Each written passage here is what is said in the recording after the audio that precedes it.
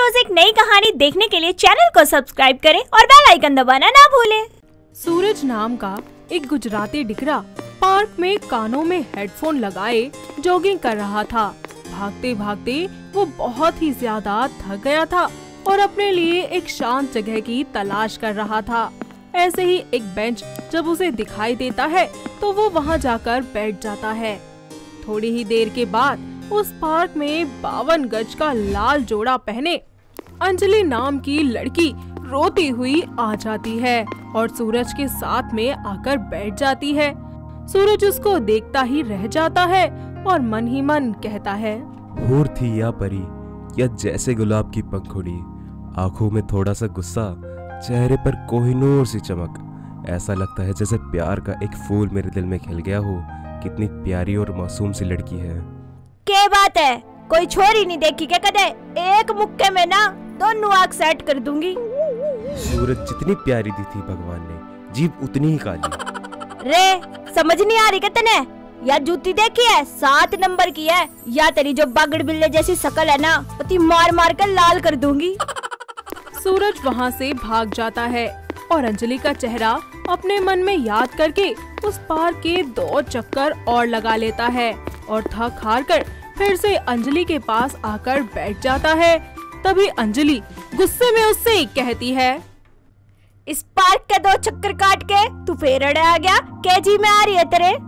मुझे खुद पता नहीं चला कि कब मैंने इस पार्क में 2 चक्कर लगा दिए। ईसा के देख लिया जो 2 चक्कर लगा दिए तने। आपका खूबसूरत चेहरा।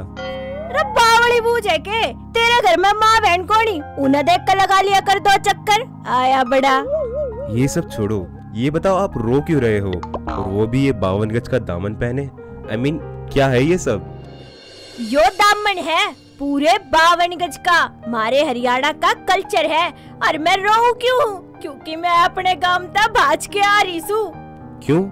क्योंकि मेरे माँ बाप मेरी शादी एक बूढ़े से अमीर गेला करवावे थे और मैंने उस ताई शादी नहीं करनी थी। जा ताई मैं आड़े आगी भाग के, पर इब तक मैंने कुछ समझ ही नहीं आता कित जाऊँ कित मरूँ क्या करूँ। मैं आपकी बात समझ सकता हूँ। इस वक्त आपको कैसा लग रहा होगा। अगर आप बुरा ना मानो तो मैं आपकी मदद कर सकता हूँ, अगर आप चाहो तो। ठीक से दिखण में भी तू बड़ा मानस ही लग गया मने ते, और अड़े मैं किसे न जानू भी कोनी। चल तू ये मदद कर दे फिर आज मेरी। वो उसे एक कमरा रेंट पर दिलवा देता है जिससे दोनों की अच्छी दोस्ती हो जाती है। थोड़ी ही देर के बाद सूरज उसके खाने पीने का सारा इंतजाम कर देता है और अब वो अपना ज्यादातर वक्त अंजलि के साथ ही बिताने लगता है। धीरे धीरे दोनों में नजदीकियां बढ़ने लगती हैं और दोनों एक दूसरे से प्यार करने लगते हैं।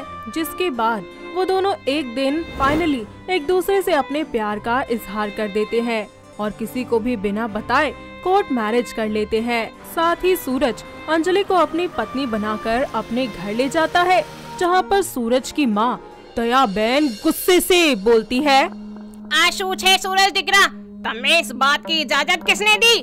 माँ वो इसलिए नहीं बताया क्योंकि आप किसी दूसरे कल्चर कास्ट में शादी करने के लिए मानती नहीं, इसलिए मैंने ये सब किया। बस तेरे ही वास्ते इस छोकरी को मैं अपनी बहू मान रही हूँ, वरना तो कसम ढोकले की मैं इस छोकरी को अपने घर में न घुसने दूँ। हाँ। दया बहन उनका स्वागत घर में करती है। इसी तरह अगले दिन अंजलि अपने घर में झाड़ू लगा रही होती है कि तभी टीवी पर हरियाणवी सॉन्ग 52 गज का दामन चल रहा होता है। वो ये गाना सुनकर अपने दोनों हाथ कमर पर रखते हुए कमर हिलाकर हरियाणवी स्टाइल में डांस करने लगती है। तो कभी झाड़ू को गिटार बनाकर बजाते हुए डांस करती है। तभी अचानक से वहाँ पर दया बहन आ जाती है और उसे गुस्से से बोलती है, हे कृष्ण भगवान, आशू करे छे डफर डफोर छोकड़ी, का हो गया तुझे? तू इस घर की बहू है, कोई नचनिया नहीं जो ऐसे ठुमके लगा रही है। तने शर्म नहीं आवे छे के? सासू माँ मने समझ नहीं आती आपकी दिक्कत क्या है? अरे मैं हरियाणा से आ रही हूँ, फिर भी आपके गुजराती कल्चर ने अपनाने लग रही। अरे आप रोज के रोज या जात पात का विरोध करने लग रहे। अरे आप ताई एक बात कह दूं साफ साफ, इन सब में ना कुछ नहीं रखा। हंसते हंसते मने अपनी बेटी समान मान लो। अवे तमे मने समझावो छो?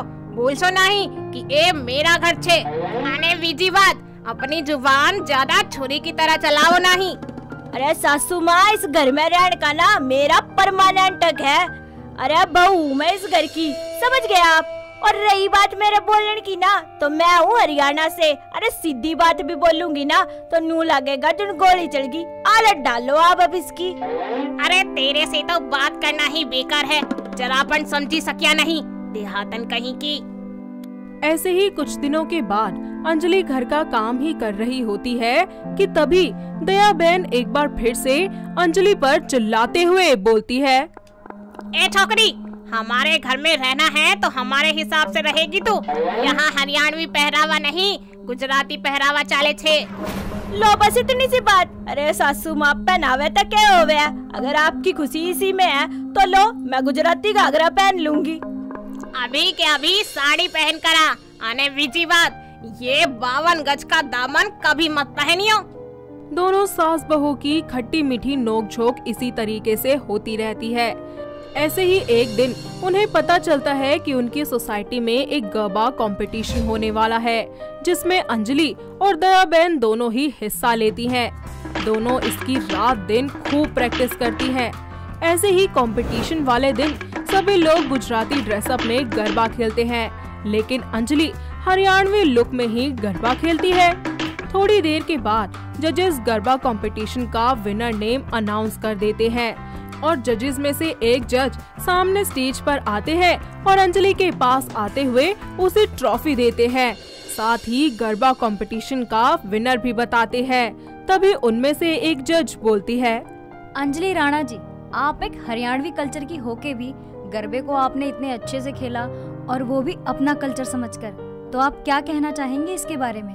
जी, मेरी इस जीत के पीछे ना सिर्फ और सिर्फ मेरी सासू माँ का हाथ है जी। उनको देख देख के ही मैंने गरबा प्रैक्टिस किया था, और आज तो यह बात साबित होगी कि हर बच्चे की जीत के पीछे उसकी माँ का हाथ होवे, चाहे वो किसी भी तरीके से हो। ये सब देखकर दया बेन की आंखों में आंसू आ जाते हैं और वो अपनी बहू के लिए तालियां बजाने लगती है। उसको देखकर सभी लोग तालियां बजाना शुरू कर देते हैं। तभी अंजलि बोलती है, वैसे जी मैं आप सबको ना एक पैगाम देना चाहती हूँ, ध्यान से सुनना जी सारे। मैं उस देश की नागरिक हूँ जहाँ छत्रपति शिवाजी महाराज और अशोक सम्राट जैसा राजा था। मैं उस देश की नागरिक हूँ जहाँ हर 50 मील की दूरी पर रूप, रंग, पहनावा और मजहब बदल जाता है। मैं उस देश की नागरिक हूँ जहाँ डाल डाल पर सोने की चिड़िया बसेरा करती है। मैं गर्व से कहती हूँ कि मैं एक भारतीय नागरिक हूँ। हम सब एक हैं। पहरावा अलग होने से इंसान अलग नहीं हो जाता, धर्म अलग होने से इंसान अलग नहीं हो जाता। जिस तरह लोग हरे रंग को मुस्लिम और लाल रंग को हिंदू बताते हैं, तो मेरे दोस्तों ये बताओ कि तरबूज किसके हिस्से में आता है, हिंदू या फिर मुस्लिम? सभी लोग खड़े होकर अंजलि के लिए अपलॉज करते हैं। दया बहन को भी अपनी गलती का एहसास हो जाता है, जिसके बाद वो अपनी हरियाणवी लुक में बहू को हंसी खुशी अपना लेती है। साथ ही घर आने के बाद दोनों सास बहू मिलकर 52 गज का दामन गाने पर खूब डांस करती हैं। दोस्तों, अगर आपको ये कहानी पसंद आई तो इसे लाइक करें, शेयर करें और कमेंट करके बताएं कि कहानी में आपको सबसे अच्छा क्या लगा।